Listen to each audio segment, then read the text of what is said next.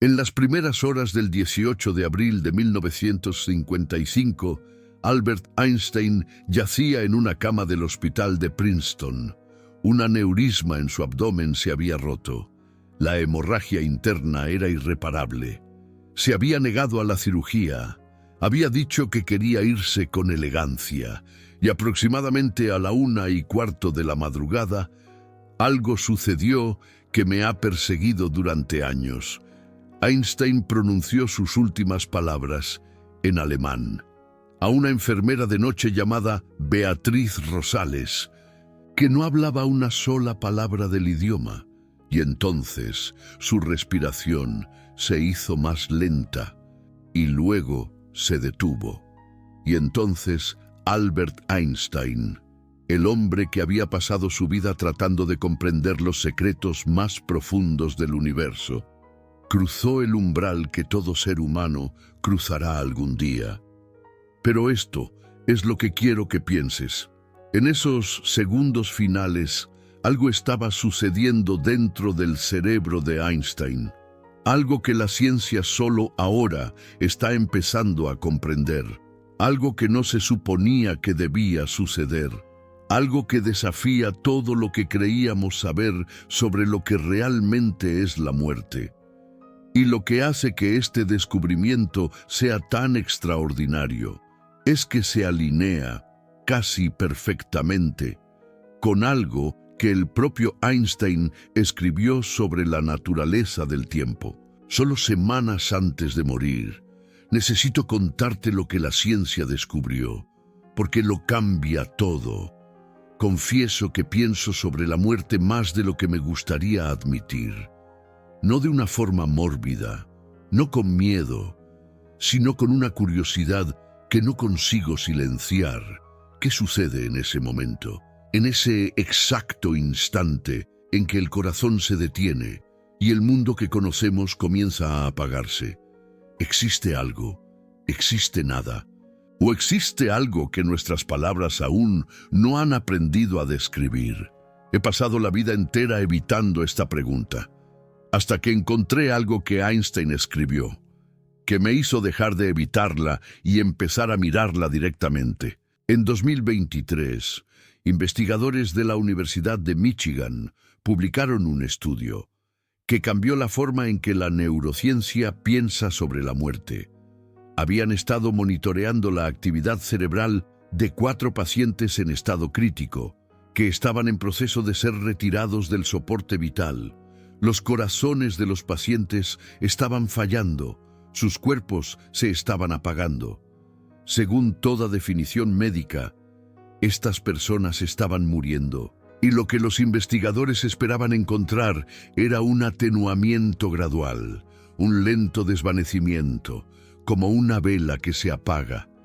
Eso es lo que siempre hemos asumido, que la muerte parece desde dentro, un suave oscurecimiento, una pérdida de señal, un final, pero eso no es lo que encontraron. En 2 de los 4 pacientes, en el momento en que sus corazones dejaron de latir, el cerebro hizo algo que nadie esperaba. En lugar de desvanecerse, surgió. Una oleada masiva de actividad eléctrica estalló en el cerebro, concentrada en un área específica que los neurocientíficos llaman la zona caliente de la conciencia. Esta es la unión entre los lóbulos temporal, parietal y occipital, la región del cerebro que está más estrechamente asociada con la experiencia consciente, con soñar, con la percepción visual, con la sensación de ser consciente de que estás vivo. Y el tipo de actividad que surgió no era ruido aleatorio, eran ondas gamma, las oscilaciones cerebrales de frecuencia más alta que producen los humanos. Las ondas gamma son la firma de la conciencia enfocada e integrada. Son lo que tu cerebro genera cuando estás en tu estado de máxima alerta, tu estado de máxima conciencia, tu estado de compromiso más profundo con la realidad. Y en estos pacientes moribundos, la actividad de las ondas gamma no solo coincidía con lo que normalmente se ve durante la vida despierta. la superaba. El cerebro moribundo estaba produciendo niveles de actividad consciente que eran más altos que cualquier cosa registrada durante la vida de los pacientes. Déjame decirlo de nuevo, porque necesito que entiendas lo extraordinario que es esto. En el momento exacto en que el corazón se detuvo, el cerebro no se apagó, se iluminó, más brillante de lo que jamás había estado. Durante aproximadamente 30 segundos, el cerebro moribundo produjo una explosión de conciencia, más intensa que cualquier cosa que hubiera generado mientras la persona estaba viva, sana y completamente despierta. Cuando leí este estudio, tuve que cerrar el ordenador y salir a caminar, porque la implicación es aterradora y reconfortante al mismo tiempo. Si el cerebro produce, en los últimos 30 segundos, una actividad consciente más intensa que cualquier cosa que produce durante la vida, entonces, ¿qué está experimentando la persona en esos 30 segundos? ¿Qué está viendo? ¿Qué está sintiendo? ¿Qué está comprendiendo? Porque no es silencio, no es oscuridad, es lo opuesto. Es la mayor explosión de conciencia que el cerebro es capaz de generar. Y sucede exactamente en el momento en que pensábamos que todo estaba acabando. Ahora, los investigadores fueron cuidadosos. Dejaron claro que no podían probar que los pacientes estaban teniendo experiencias conscientes. Los pacientes murieron. Nadie puede preguntarles qué vieron, pero el patrón de actividad cerebral que registraron es el mismo patrón que está asociado con la consciencia en cualquier otro contexto. Cuando sueñas vívidamente, tu cerebro produce ondas gamma. Cuando tienes una visión repentina, un momento de claridad, tu cerebro produce ondas gamma. Cuando las personas informan experiencias cercanas a la muerte, el túnel de luz, la revisión de la vida, la abrumadora sensación de paz, la sensación de estar conectado con todo, esas experiencias se correlacionan precisamente con el tipo de actividad cerebral que se encontró en estos pacientes moribundos. Esta no era la primera vez que la ciencia había visto esto. En 2013, el mismo equipo de la Universidad de Michigan había encontrado una oleada similar en ratas moribundas. Las ondas cerebrales de esas ratas, en el momento del paro cardíaco, mostraron un nivel de actividad sincronizada que era mucho más alto de lo que las ratas exhibían mientras estaban vivas y conscientes. En ese momento, los investigadores lo llamaron notable, pero advirtieron contra sacar conclusiones sobre la experiencia humana. Pero 10 años después, encontraron lo mismo en seres humanos. Y esta vez, las implicaciones fueron más difíciles de descartar, porque el cerebro humano es mucho más complejo que el cerebro de una rata, y la oleada que se registró en estos pacientes moribundos no fue un reflejo primitivo. Estaba organizada, estaba estructurada, ocurrió en la región precisa del cerebro que está asociada con las formas más altas de conciencia, la zona caliente, el área donde suceden los sueños, donde se construye la experiencia visual, donde el cerebro construye el mundo que ves cada vez que abres los ojos. Y hay un detalle más del estudio de Michigan que creo que es importante. Los 2 pacientes que mostraron la oleada, ambos tenían antecedentes de convulsiones. Los 2 pacientes que no mostraron la oleada, no tenían convulsiones.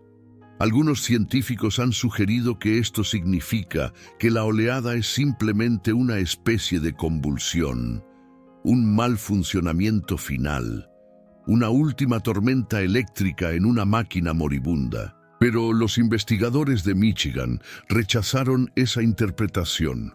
Señalaron que el patrón de la oleada no se parecía en nada a una convulsión. Las convulsiones producen una actividad caótica y desorganizada. La oleada de la muerte produjo lo opuesto, ondas gamma altamente organizadas, altamente coherentes, altamente integradas. El tipo de actividad que en cualquier otro contexto se interpretaría como evidencia de una mayor conciencia. Algo estaba ocurriendo en esos cerebros moribundos para lo que la ciencia aún no tiene nombre. Algo que abrió una puerta que muchos científicos se habían mostrado reacios a cruzar. La puerta a la pregunta que Albert Einstein llevó consigo toda su vida. ¿Qué ocurre en la frontera entre estar aquí y no estar aquí? Y aquí es donde entra Albert Einstein, porque lo que Albert Einstein sabía sobre la naturaleza del tiempo, lo que sus propias ecuaciones revelaron sobre el tejido de la realidad, conecta con esta oleada cerebral de una manera que nadie vio venir. La teoría de la relatividad de Albert Einstein hizo algo que ninguna teoría anterior había hecho. Demostró que el tiempo no es un río que fluye en una sola dirección. El tiempo no es una cinta transportadora que nos lleva del nacimiento a la muerte, sin posibilidad de retroceder. El tiempo, según Albert Einstein, es una dimensión como la altura, como la anchura, como la profundidad. Es parte del tejido del universo, entrelazado con el espacio en una única estructura que los físicos llaman espacio-tiempo. Y en el espacio-tiempo, todo lo que ha ocurrido alguna vez sigue ahí. Tu nacimiento está ahí. Tu infancia está ahí. La primera vez que sostuviste a tu hijo está ahí. La última vez que hablaste con tu madre está ahí. Estos eventos no se han ido. No se han desvanecido en un pasado inalcanzable. Existen, ahora mismo. De la misma manera que una ciudad que dejaste atrás sigue existiendo, aunque ya no estés en ella. Los físicos llaman a esto el universo bloque. Imagina todo el tiempo como un único bloque sólido. Cada momento es una capa en ese bloque. Lo experimentamos una capa a la vez, como leer un libro una página a la vez. Pero el libro ya está completo. Todas las páginas ya existen. Simplemente no podemos verlas todas a la vez. Debido a la forma en que funciona la conciencia humana, estamos limitados a experimentar un momento a la vez, una página a la vez, un latido a la vez. Y Albert Einstein entendió esto. No solo lo entendió como una teoría, lo entendió como un hecho, como una certeza matemática, y en el último mes de su vida escribió algo que revela lo profundamente que había internalizado esta comprensión. Cuando su amigo más cercano, Miguel Besson, falleció el 15 de marzo de 1955, pocas semanas antes de la propia muerte de Albert Einstein. Albert Einstein escribió una carta a la familia de Miguel Besson, y en esa carta dijo: «Ahora él se ha apartado de este extraño mundo un poco antes que yo. Eso no significa nada. Las personas como nosotros, que creemos en la física, sabemos que la distinción entre pasado, presente y futuro es solo una ilusión obstinadamente persistente. He leído esta carta decenas de veces, y cada vez que la leo siento algo diferente. Al principio sentí confusión, luego confort, después algo parecido a vértigo, porque Albert Einstein no estaba siendo poético, estaba siendo literal. Estaba diciendo que la separación entre Miguel Besson vivo y Miguel Besson muerto no es real, que la diferencia entre el pasado y el presente es una ilusión creada por nuestra conciencia, que el Miguel Besson que conversó con él en la cafetería de la ETH Zúrich en 1904 existe de la misma forma que el Miguel Besson que murió en 1955. Ambos están ahí, en el mismo tejido, en el mismo bloque, y que la única razón por la que no podemos ver esto es porque nuestra conciencia nos prende a un único momento de cada vez. Y ahora piensa en lo que ocurre cuando esa conciencia cambia. Piensa en lo que ocurre en esos 30 segundos finales. Pero antes de llegar ahí, quiero que te quedes con algo por un momento. Piensa en las personas que has perdido. Tu madre, tu padre, tu cónyuge, tu hijo, tu mejor amigo. Quien quiera que haya sido quien dejó un agujero en tu vida que nada ha podido llenar. Según la física de Albert Einstein, esa persona no se ha ido, no está en el pasado. Está en una parte diferente del bloque, una página diferente del libro. Y el libro sigue completo. Cada página sigue ahí. La página donde te tomaron la mano. La página donde se rieron de algo que solo ustedes dos encontrarían gracioso. La página donde te miraron a través de la mesa en la cena.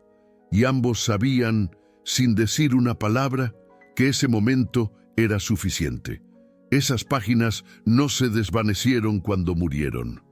Siguen ahí, incrustadas en la estructura del espacio-tiempo mismo, tan real como la página en la que estás viviendo ahora mismo. Sé cómo suena eso. Sé que suena a pensamiento ilusorio, pero Albert Einstein no se dedicaba a los pensamientos ilusorios, se dedicaba a las matemáticas. Y sus matemáticas dicen esto, no como una posibilidad, no como una esperanza, como una consecuencia de las ecuaciones que describen cómo funciona realmente el universo. Ahora piensa en lo que ocurre en esos 30 segundos finales. Si el cerebro, en el momento de la muerte, produce una oleada de actividad gamma que excede cualquier cosa que generó durante la vida, entonces algo le está ocurriendo a la conciencia misma. Algo está cambiando. Algo está cambiando en la forma en que el cerebro procesa la realidad. Y si Albert Einstein tenía razón, si la distinción entre pasado, presente y futuro realmente es una ilusión mantenida por nuestra conciencia normal despierta, entonces, ¿qué ocurre cuando esa conciencia ya no es normal? ¿Qué ocurre cuando supera sus límites habituales? ¿Y si esos 30 segundos no son el cerebro apagándose? ¿Y si son el cerebro abriéndose? Quiero ser cuidadoso aquí. No soy científico. No estoy haciendo afirmaciones sobre lo que ocurre después de la muerte. Nadie lo sabe. Ni yo, ni los investigadores en la Universidad de Michigan. Ni siquiera Albert Einstein lo sabía. Pero estoy haciendo una pregunta que creo que vale la pena considerar. Una pregunta que me ha mantenido despierto más noches de las que puedo contar. ¿Y si el momento de la muerte no es el final de la experiencia, sino una transformación de la experiencia? ¿Y si la oleada de conciencia que el cerebro moribundo produce es el momento en que las limitaciones de nuestra percepción normal se desvanecen? Cuando el filtro que nos mantiene encerrados en un momento a la vez, una capa del bloque a la vez, se disuelve. Y lo que experimentamos en esos 30 segundos no es alucinación, no es disparo neuronal aleatorio, sino un vistazo de la realidad más grande que siempre estuvo ahí, la realidad que las ecuaciones de Albert Einstein describen, la realidad en la que todo lo que ha ocurrido alguna vez sigue ocurriendo. Tal vez estés pensando que esto es fantasía, que estoy exagerando, que estoy pegando ciencia y transformando en fe. Y tal vez tengas razón. Yo no lo sé. Nadie lo sabe. Pero lo que sí sé es esto. Cuando mi madre, Emilia, murió hace 4 años, la enfermera que estaba con ella dijo algo que nunca olvidé. Ella dijo que en los últimos minutos, mi madre abrió los ojos de repente, miró a un punto del cuarto donde no había nadie y sonrió. No una sonrisa de dolor, no una sonrisa de reflejo, una sonrisa de reconocimiento, como si estuviera viendo a alguien que conocía, alguien que estaba esperando por ella, y después cerró los ojos y se fue. La enfermera me dijo que ve esto con frecuencia, que muchos pacientes, en los últimos momentos, parecen ver algo, parecen reconocer a alguien, parecen llegar a algún lugar. Y pasé 4 años intentando entender esa sonrisa, intentando decidir si era bioquímica o si era algo más. Y fue entonces cuando encontré el estudio de la Universidad de Michigan y la carta de Albert Einstein, que las dos cosas se juntaron en mi cabeza de una forma que ya no puedo deshacer. Y existe otra línea de evidencia que conecta con todo esto. Durante décadas, médicos y enfermeras han estado documentando lo que se conoce como visiones en el lecho de muerte. Son experiencias relatadas por pacientes moribundos en las horas o días previos a la muerte. Ven a familiares fallecidos, ven figuras de luz. Describen la sensación de ser bienvenidos en algún lugar, como si alguien los estuviera esperando. Durante mucho tiempo, la medicina desestimó esto como alucinaciones causadas por la medicación o la falta de oxígeno. Pero investigaciones más recientes han complicado esa visión. Un estudio de 2014 realizado en un hospicio de Nueva York encontró que las visiones en el lecho de muerte eran la experiencia más común al final de la vida, informada por casi el 90% de los pacientes moribundos. Las visiones eran vívidas, eran coherentes, y los pacientes que las tenían no estaban confundidos ni delirantes. Muchos de ellos estaban completamente lúcidos, sabían dónde estaban, sabían que estaban muriendo y también sabían, con absoluta certeza, que alguien a quien amaban estaba en la habitación con ellos, incluso cuando nadie más podía verlos. La enfermera que estaba con mi madre me dijo que había visto esto 100 veces. Dijo que es tan común que se sorprendería más si no sucediera que si sucediera. Y dijo algo más que se quedó conmigo. Dijo que, en su experiencia, los pacientes que tienen estas visiones siempre están en paz. Siempre. Como si lo que estuvieran viendo les hubiera quitado el miedo por completo. Las personas que han sobrevivido a experiencias cercanas a la muerte relatan cosas notablemente consistentes, a través de culturas, a través de religiones, a través de siglos. Relatan un túnel de luz, relatan una revisión de su vida, en la que toda su vida se desarrolla ante ellos, no como una película, sino como una experiencia simultánea, todo sucediendo a la vez. Relatan sentirse conectados con todo, como si la frontera entre ellos mismos y el universo se hubiera disuelto. Relatan una paz tan profunda que muchos de ellos dicen que no querían volver. Un estudio de 2024, publicado en la revista Neuroscience of Consciousness, entrevistó a personas que habían experimentado tanto una experiencia cercana a la muerte como el consumo de drogas psicodélicas. Los participantes informaron que la experiencia cercana a la muerte era más real, más vívida y más significativa que cualquier experiencia con drogas que hubieran tenido. Más real que la realidad misma. Eso es lo que dijeron, más real que estar vivo. Y lo que es notable es lo mucho que estas experiencias coinciden con lo que la física de Albert Einstein predice. La revisión de la vida, ver toda tu vida simultáneamente en lugar de secuencialmente, es exactamente lo que esperarías si el mecanismo normal de filtrado del tiempo del cerebro se eliminara repentinamente. Si el universo bloque es real y nuestra conciencia normalmente nos lo muestra una porción a la vez, entonces, ¿qué sucede cuando ese filtro se rompe? Ves todas las porciones a la vez, ves toda tu vida, cada momento, simultáneamente, no como memoria, como realidad, como la forma en que las cosas realmente son. La sensación de conexión, la disolución de las fronteras entre el yo y el universo, es exactamente lo que Albert Einstein describió en su carta sobre la ilusión óptica de la conciencia. La sensación de que estamos separados del universo es una ilusión, Y si esa ilusión se mantiene mediante la función normal del cerebro, entonces una interrupción masiva de esa función, como la oleada que ocurre en la muerte, podría levantar temporalmente la ilusión, podría permitirnos experimentar por solo unos segundos la realidad que las ecuaciones de Albert Einstein describen, la realidad en la que no estamos separados, la realidad en la que la ola sabe que es el océano, el túnel de luz, la paz, la sensación de llegar a algún lugar en lugar de irse. Estos son más difíciles de explicar con la física, pero son consistentes con la idea de que la conciencia no termina en el momento de la muerte, que se transforma, que la oleada de 30 segundos no es un último suspiro, sino un primer aliento.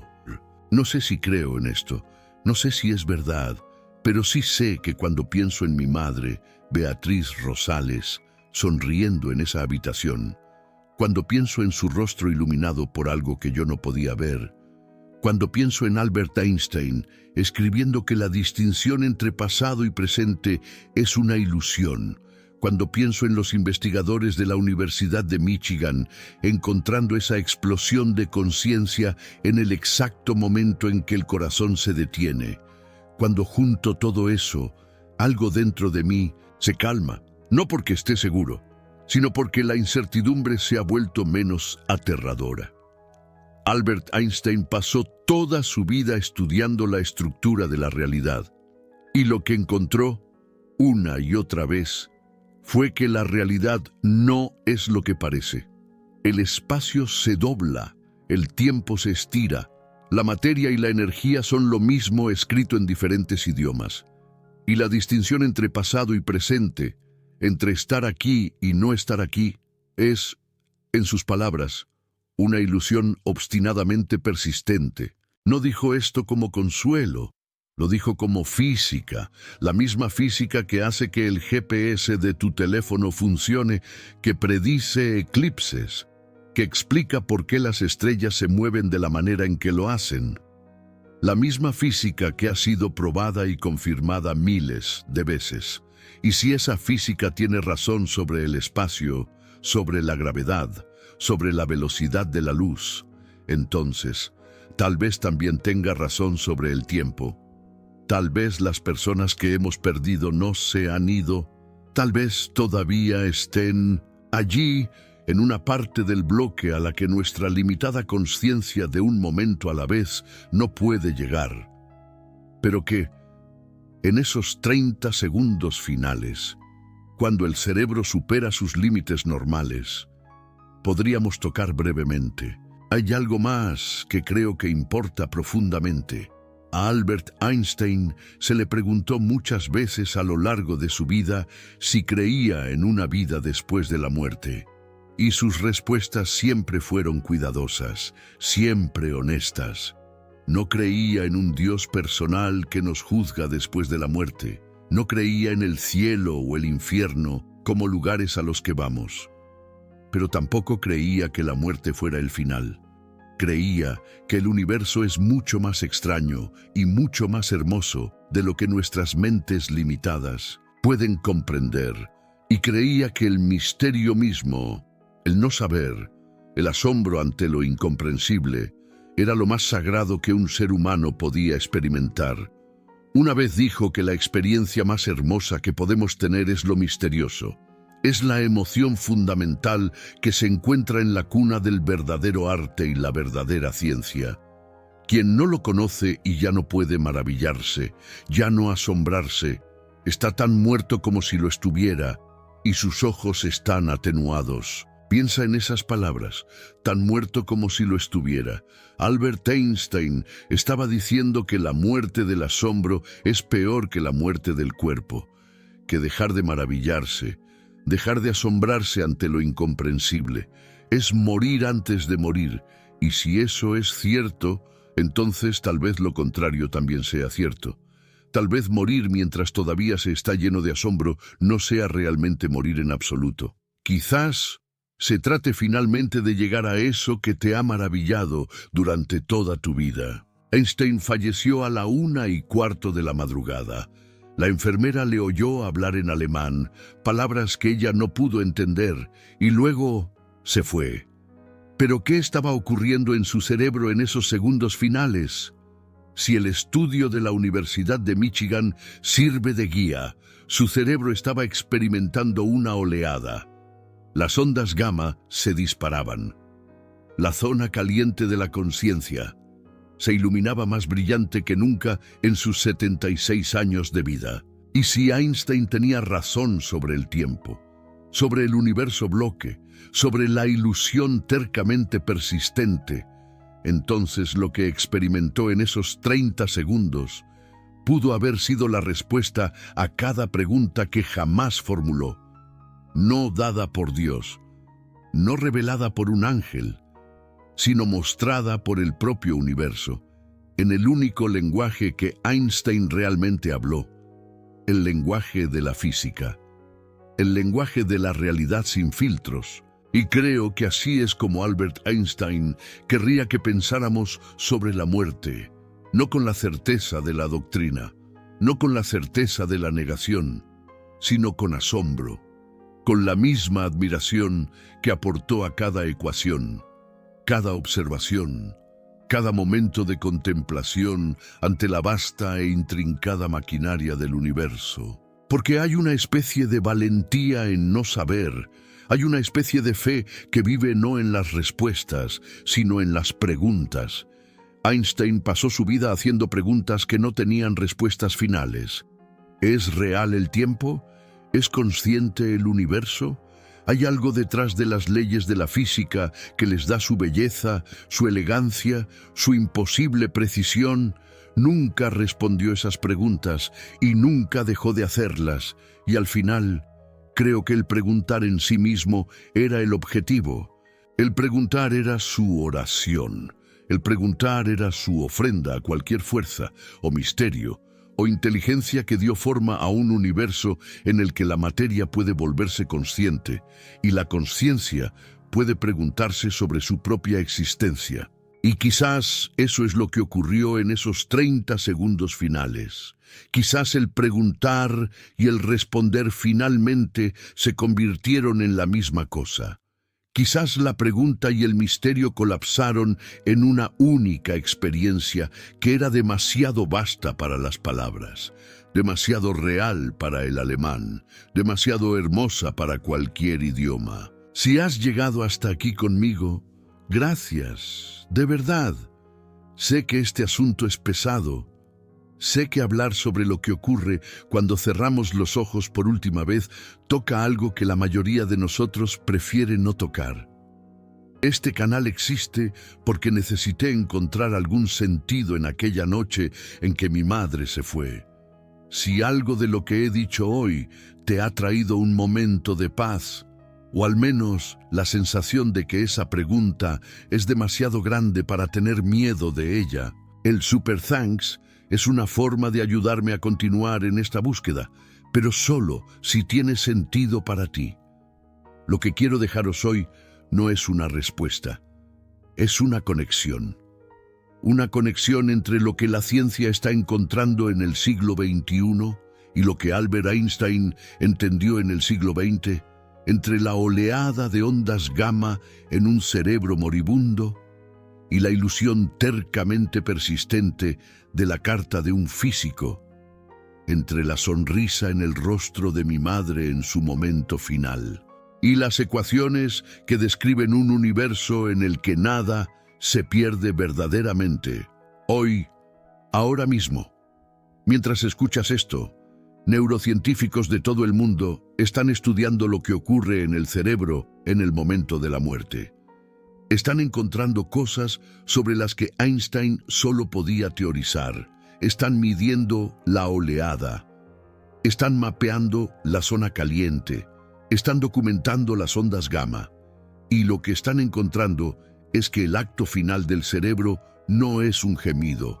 Es una sinfonía de conciencia de 30 segundos, tan poderosa, tan organizada, tan diferente a todo lo que el cerebro hace durante la vida ordinaria, que exige una explicación, y la única explicación que tiene sentido para mí, el único marco lo suficientemente grande como para contenerla, es la que Albert Einstein nos dio, que el tiempo no es lo que pensamos que es, que la muerte no es lo que pensamos que es, que la distinción entre estar aquí y no estar aquí es mantenida por una conciencia que, en sus momentos finales, puede finalmente ver más allá de su propia ilusión. No sé si eso es cierto.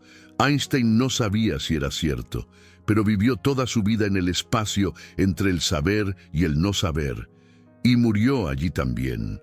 Y en ese espacio, creo, hay lugar para algo que no es ni fe ni ciencia, sino algo más antiguo y más profundo que ambos. Algo que tu abuela sabía cuando rezaba. Algo que Einstein sabía cuando escribía ecuaciones. Algo que quizás, en esos últimos 30 segundos, todos finalmente sabemos, que nunca estuvimos separados, que nada se pierde jamás y que el cerrar nuestros ojos no es el fin de ver. Puede ser el principio de ver claramente, por primera vez. ¿Alguna vez has pensado en lo que va a pasar en esos últimos 30 segundos? Cuéntame en los comentarios. Leo cada uno.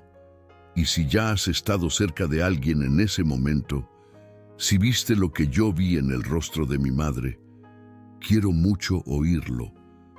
Porque creo que cuanto más compartimos, más cerca llegamos de entender algo que quizás sea demasiado grande para entender solo.